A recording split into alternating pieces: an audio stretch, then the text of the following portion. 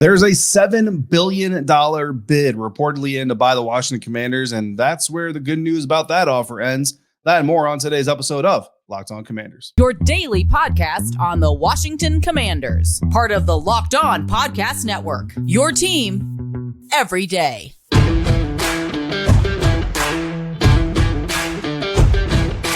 Welcome in, Commanders fans of the Locked On Commanders podcast, part of the Locked On Podcast Network, your team every day. This is your daily podcast covering the Washington Commanders. Please subscribe or follow for free on YouTube or wherever you listen to podcasts, so you always get the latest episodes when they drop. I'm David Harrison, credential member of the media covering your Washington Commanders for Commander Country, part of Sports Illustrated's FanNation. You can find me there, here, or on Twitter at dharrison82, or you can also text me at any time at 202-760-2644. I want to thank you for making Locked On Commanders your first listen or your first view today and every day. And of course, a special shout out, as always, goes out to our everydayers out there hanging out with me 5 days a week as I'm hanging out with you, talking everything going on Commanders, the latest news, developments, analysis, rumors, and I appreciate you for coming through and hanging out with me as well. There are some contract developments that came on Monday, which we will discuss today, and we'll evaluate Chase Young's fifth-year option value as Coach Ron Rivera mulls over his decision to exercise it or not. But first, a wrinkle that came up at the end of last week in the saga involving the sale of the Washington Commanders. According to our good friend Darren Haynes and others at WSA9, your CBS affiliate in Washington, D.C. area, there is a competing bid that is trying to complicate things for Josh Harris's group that reportedly has an agreement in principle to buy the team from Dan and Tanya Snyder, with Haynes, Darren, reporting, quote, the bid being discussed was made by D.C. native Brian Davis as a $7 billion cash offer. Bid details were first reported in March by the Sports Junkies on 106.7. Documents obtained by WSA9 confirm the financial details of the bid made by Davis on March 21st. According to the documents, Davis is offering to pay the first $1 billion to Dan Snyder within 24 hours and $6 billion within 7 days.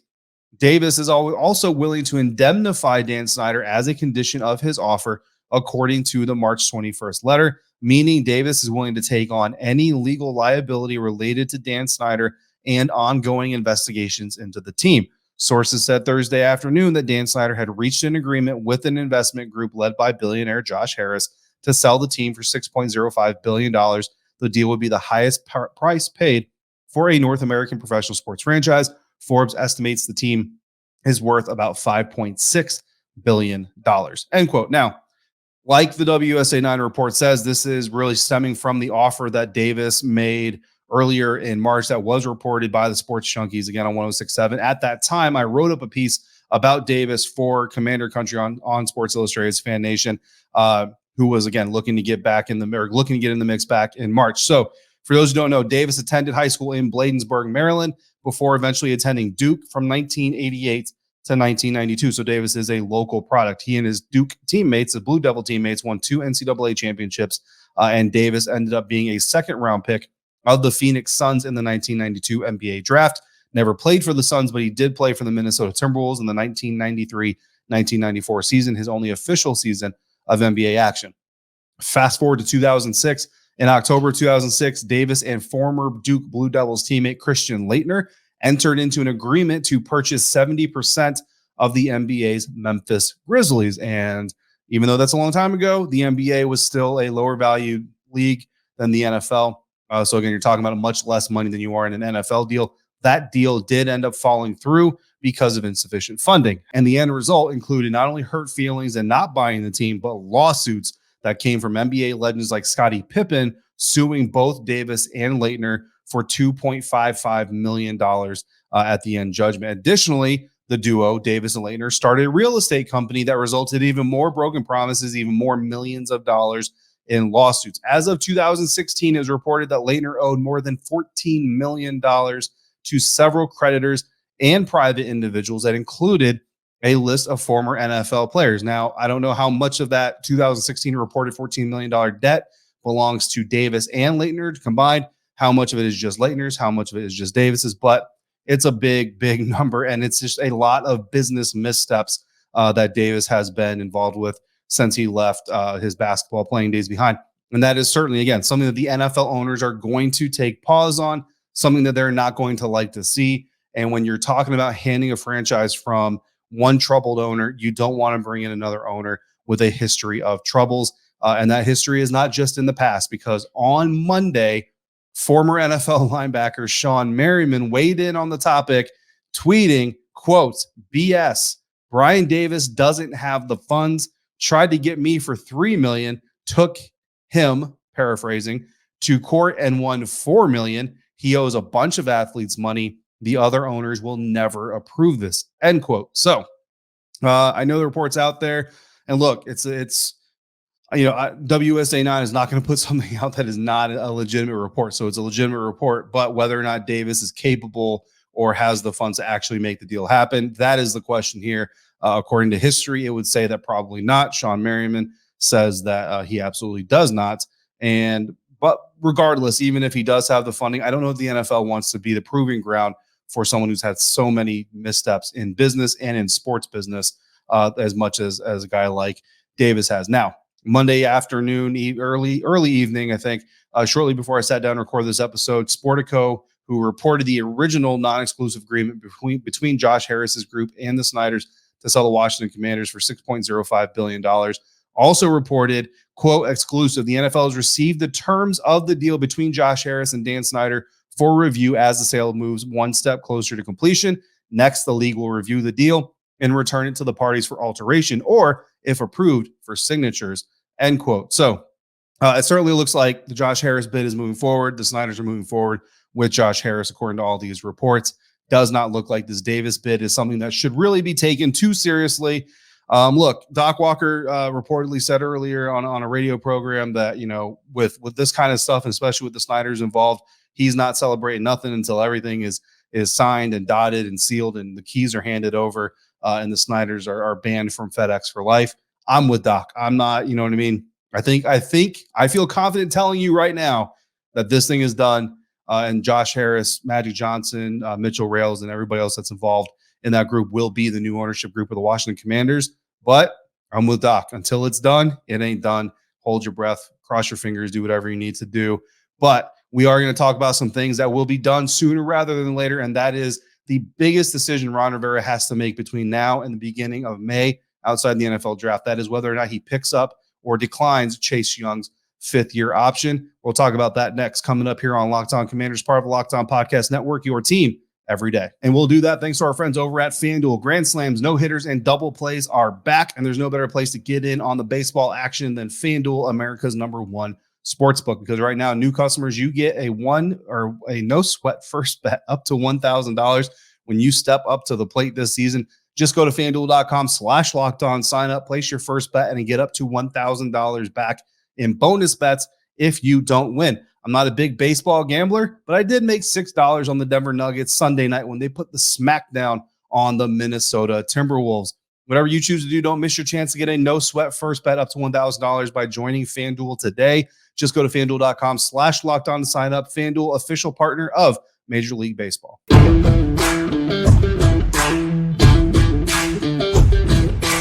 Thanks again for making Locked On Commanders your first listen or review every single day. Every day or tomorrow is our live mailbag episode.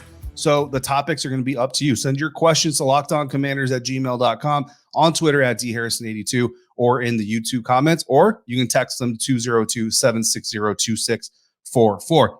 As we presumed on this show, every day, as you heard me talk about it yesterday, you heard me talk about it earlier last week, Chase Young did in fact show up for the beginning of phase one of the Commanders offseason program.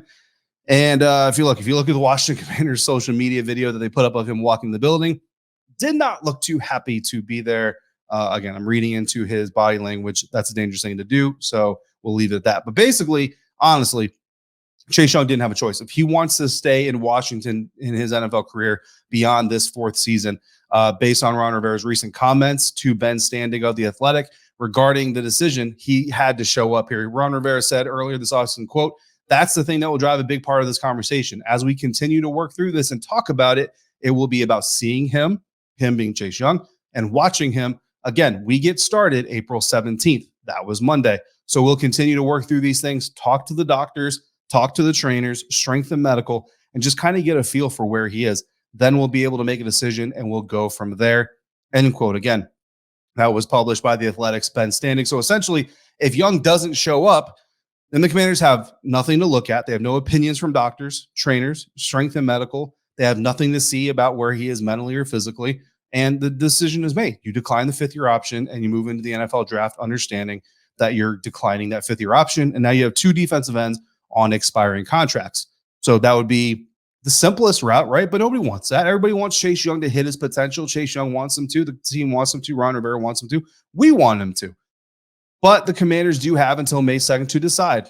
Do we believe that Chase Young could hit his potential in this fourth or fifth year and prove to us that he's worth a long-term deal? If we do, then we exercise the fifth-year option. If we don't have that confidence, you can still believe that it might happen. But if you don't have the confidence that it's going to happen to pay the $17 million plus on that fifth-year option, then you hit decline on that bad boy either before the draft or at least by close of business on May 2nd, which is 4 p.m. Eastern time. Now, since he's there, right, since he showed up for phase one of the offseason program, which is completely voluntary, so let's make sure that's clear, and Chase Young gets the credit that he deserves for being there voluntarily, they will now get a chance to evaluate all these things. We'll get a chance to talk to the doctors, talk to the coaches, talk to the trainers, and talk to Chase, most importantly, to kind of see where his mind is in his recovery process, in his efforts to get back and stay back onto the field. Ultimately, however, it's going to come down to how the team feels about his potential and how that potential weighs up against the salary cap. This is a business, so dollars make a lot of sense in this situation. And let's be honest, his production had stalled before the injury. You come out of the Defensive Rookie of the Year campaign, and prior to getting injured against the Tampa Bay Buccaneers in 2021, his production was not looking great. So coming through this, if we're going to evaluate what is Chase Young worth from a financial standpoint in today's NFL landscape, you have to look at the production. That's really what you have to do. And then you gauge potential from there, but you have to start with the production. Through his career so far, since joining the NFL in 2020 through the NFL draft, Chase Young, among NFL defensive ends, has played in 27 games. That ranks 74th in the National Football League. Now, he's at 17 quarterback hits. That ranks 59th. 9 sacks. That ranks 42nd. 75 tackles, which is ranked 38th. 13 tackles for losses, which is 33rd. 6 forced fumbles, which is 5th. And 3 fumbles recovered, which is 4th. So 74th in games played, 59th in quarterback hits, 42nd in sacks, 38th in tackles, 33rd in tackles for loss, 5th in forced fumbles, 4th in fumbles recovered. And again, that's among all NFL defensive ends from 2020 through the end of last season.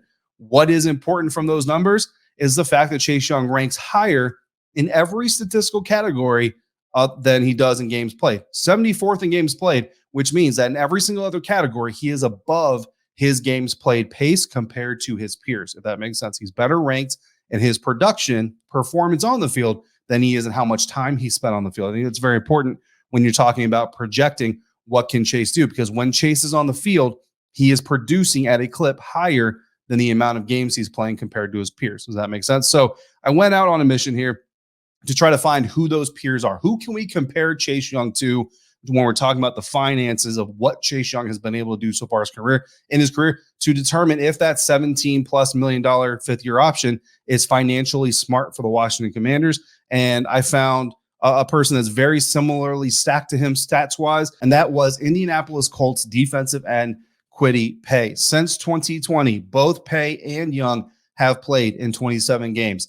Paye has 20 quarterback hits to Young's 17. Paye has 10 sacks to Young's 9. Paye has 77 tackles to Young's 75. They both have 13 tackles for losses. Young has 6 forced fumbles compared to Kwity Paye's 1, and they both have 3 fumbles recovered. Now, the issue with these numbers, right? So very, very even numbers. Again, now a lot of green for Kwity Paye, but the numbers are very, very comparable. You're talking about slim leads in production, stat production. Remember, Kwity Paye was a first-round pick himself coming out of Michigan, right?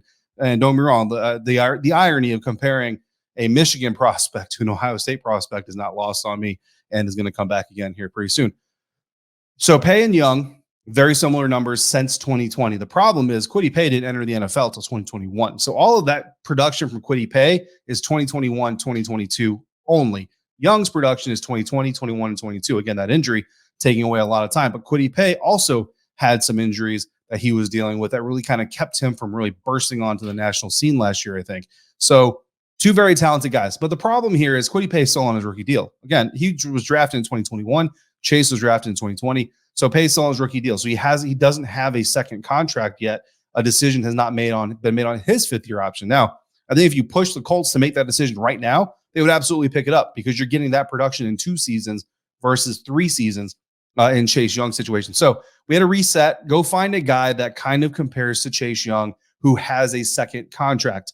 Akeem Hicks, honestly, was the veteran defensive end that matches Chase Young's production since 2020 the closest, but he's also older. He's over 30 years old. The demographics are certainly impactful between Akeem Hicks and Chase Young. So I didn't use Akeem Hicks as that comparative. So I went looking for a younger player. I'm looking for a guy who's literally on his second contract. And the guy I found is Denver Broncos defensive end, Zach Allen. Now, if you're on the screen here on YouTube, you see him wearing a Cardinals uniform. That's because he is a free agent acquisition of the Denver Broncos this offseason. Spent his first 4 years with the Arizona Cardinals, a third-round draft pick. Since 2020, Zach Allen has played in 28 games, one more than Chase Young. He's got 17 more quarterback hits than Chase Young. He's at half a sack more, 20 tackles more, 2 more tackles for losses. Chase Young has a 6-0 lead on the forced fumbles, and they both have 3 fumbles recovered. So here you have a player in Zach Allen who has been in the league longer, honestly, than Chase Young. Zach Allen has 4 years under his belt. Chase Young is coming into his 4th year. But since 2020, since Chase Young has come into the league, they both played very similar amount of games. Zach Allen, again, has doubled the quarterback hits that Chase Young has. He's at a half a sack more, 20 more tackles, 2 tackles for losses. So the 6 forced fumbles is really where Chase Young excels. And I mean, that's an insane number for a defensive end to have that many forced fumbles. I think that's where a lot of Chase Young's value comes in. But really, by and large, when you're looking at Allen and you're looking at Young since 2020, again, you're really going to say Zach Allen's been the better player. And again, you look at the games played, very similar in the amount of games played. So I think that right there is going to be your comp because Chase Young at this stage in the game, like if Chase Young were a free agent this year, you're not getting more than Zach Allen money from a smart GM because smart GMs don't pay just for projection. They pay for what's been happening. Now, you might get a little bit of a bump because you were a first-round pick, and we think we can tap into all that projection or all that untapped talent, but you're not going to get much, if anything, right? So Zach Allen, what did he get from the Denver Broncos? In the 2023 offseason, Zach Allen signed a 3-year deal worth $45.75 million. Among defensive ends, that's 10th in average annual value. There's 2 defensive ends on every team, guys. So Zach Allen, if you've never heard of him, it's not because he's not a really good player, and it's not because he's not getting paid really well. He is a top 10 average annual value defensive end in the National Football League this year. He's also 10th in practical guarantees. So the money that he's actually likely to receive, he's top 10 in that as well. Chase Young's 5th-year option is worth $17.5 million in 2024.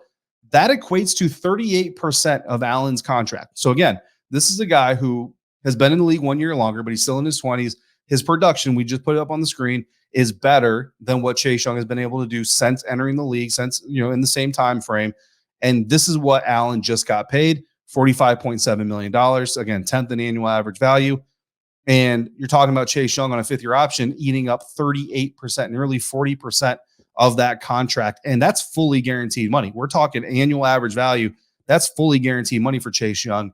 Not where Allen, some of that money is not even fully guaranteed.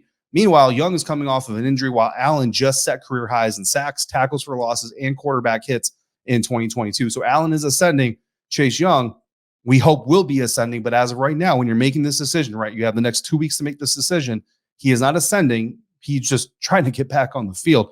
So general manager Martin Mayhew said earlier this offseason that the team paid Daron Payne because they believed he deserved it, and they'll worry about the cap management factors later. He also said they'll do the same for defensive ends. So for Chase Young, have you proven to be worth more than 17 point or more than what Zach Allen is making? No, I don't think you have. I think if you're just being honest with it, you have not proven that you're worth more than that average annual value. $17.5 million on that 5th-year option is much more than that annual average value. So if you're asking me, if you're the Washington Commanders, do you decline that 5th-year option and potentially put yourself in a position where you got to pay Chase Young next year more than $17.5 million annual average value because the same way you had to Daron Payne? Yes, you absolutely put yourself in that position because it also protects you if Chase Young cannot get on that level from paying that money out.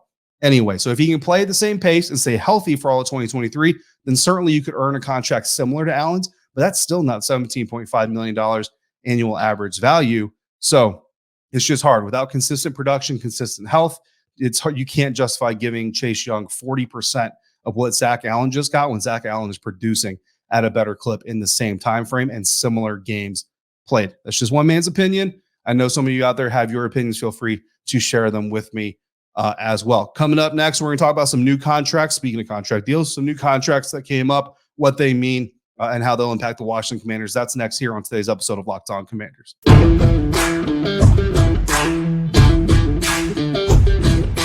Contract situations to update everybody on, not just with the Washington Commanders. The first one we're going to talk about actually involves a division rival, as the Philadelphia Eagles re-signed quarterback Jalen Hurts on Monday to a 5-year deal worth $255 million.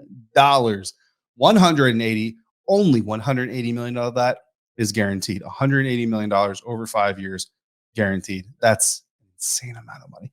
Congratulations, first of all, to Jalen Hurts. The deal also includes a no-trade clause, which is the first no-trade clause given out by the Philadelphia Eagles in franchise history. Why is that significant to the Washington Commanders? Well, obviously, you're going to see Jalen Hurts for about the next 5 years, if not more, if you're a Washington Commanders fan. But also, Ron Rivera spoke earlier this offseason about the cost of signing or trading for key veteran quarterbacks like Lamar Jackson, like Russell Wilson last year, versus the benefit of developing a young quarterback like Sam Howell and spending the money on the roster, right? I mean, if you have Russell Wilson, if you go get Russell Wilson last year, yeah, the 2022 Commanders probably do better. Do they win a Super Bowl? I don't know, but they probably do better. I think Russell Wilson fits in the Scott Turner offense better than he does a Nathaniel Hackett offense, but you're not paying Daron Payne with what Russell Wilson is costing you. You're certainly not paying both Montez Sweat and Chase Young. So you're losing more of your team in order to have the quarterback. Ron Rivera wants to build the team, insert a young quarterback,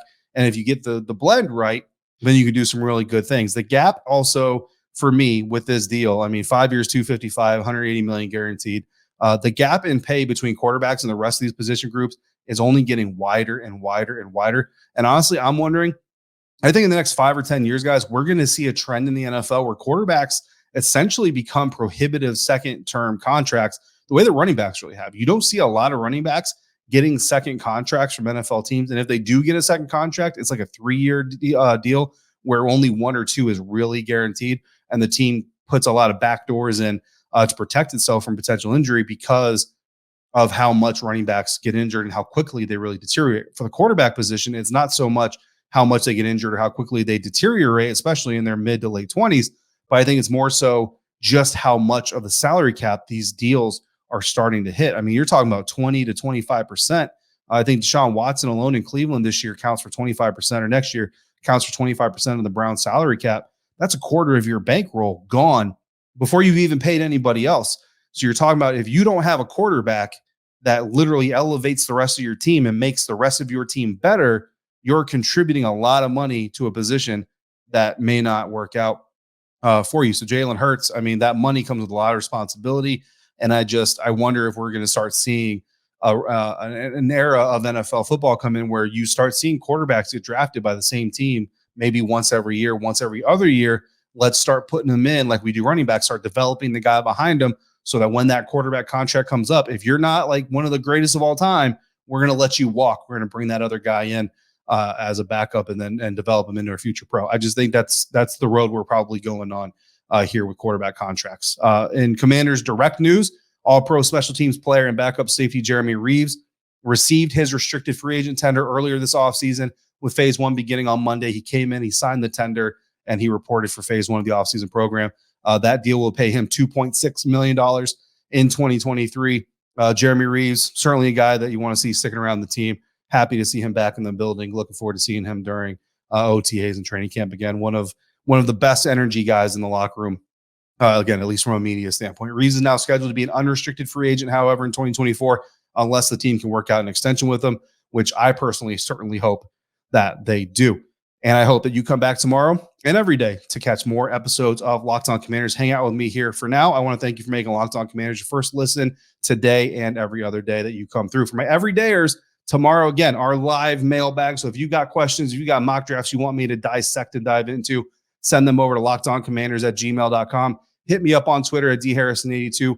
Drop them in the YouTube comments or text me anytime at 202-760-2644 via Subtext. Signing off for today, I'm David Harrison, staff writer for Commander Country, part of Sports Illustrated's FanNation, credentialed member of the media covering your Washington Commanders. More importantly, hanging out with you today. I will be out at Ashburn on Thursday for Ron Rivera, Martin Mayhew's pre-draft press conference. If there's anything you want me to ask him, guys, shoot them into the mailbag as well, and we'll see if we can sift through there and find a good question for me to ask from the media pool on Thursday. Until we speak again, if you're out and about, please be safe, be kind to one another, and I'll see you right back here next time for another episode of Locked On Commanders, part of the Locked On Podcast Network, your team every day.